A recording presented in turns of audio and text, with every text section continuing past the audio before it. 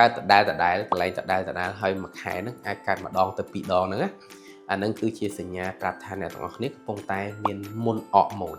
ហើយរោគសញ្ញាដែលវាចេញមកហ្នឹងគឺវាចេញមកជាមុនអត់មានមុខទេដោលមកធំមានខ្ទុះច្រើនហើយដល់ពេលដែលជាទៅអាចសល់ស្នាមអាចសល់ផ្លែអាចសល់ខ្មោចបាទ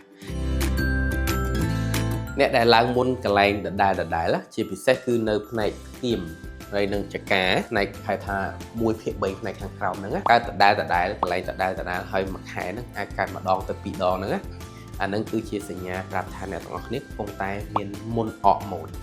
តែមុនអរម៉ូនហ្នឹងជាទូទៅកើតឡើងរៀងវ័យយូរបន្តិចបានន័យថាអ្នកខ្លះអាចដល់25ដល់30គាត់ចាប់ផ្ដើមចេញអាហ្នឹងហើយចឹងអាមុនហ្នឹងគឺវាកើតឡើងដោយសារតែវា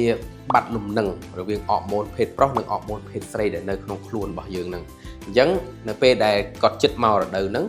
គឺអរម៉ូនភេទស្រីរបស់មនុស្សស្រីហ្នឹងគឺវាធ្លាក់ចុះខ្លាំងដែលធ្វើឲ្យអរម៉ូនប្រុសហ្នឹងគឺធ្វើការខ្លាំងហើយអរម៉ូនប្រុសនឹងឯងដែលវានឹងភ្ញួយឲ្យកពេញព្រែករបស់យើងធ្វើការខ្លាំងហើយវានឹងទុះតែម្ដងអាមុនកប់ហប់ហ្នឹងហើយរោគសញ្ញាដែលវាចេញមកហ្នឹងគឺវាចេញមកជាមុនអត់មានមុខទេដោលមកធំមានខ្ទុះច្រើនហើយដល់ពេលដែលជាទៅអាចសល់ស្នាមអាចសល់ផ្លែអាចសល់ខ្មោចបាទអញ្ចឹងបើសិនជាអ្នកទាំងអស់គ្នាកំពុងតែប្រឈមបញ្ហាទាំងអស់ហ្នឹងប្រែថាអ្នកទាំងអស់គ្នាមានមុនអរម៉ូនអាចស្វែងរកការព្យាបាលជាមួយនឹងគ្រូពេទ្យជំនាញបានបាទអរគុណច្រើន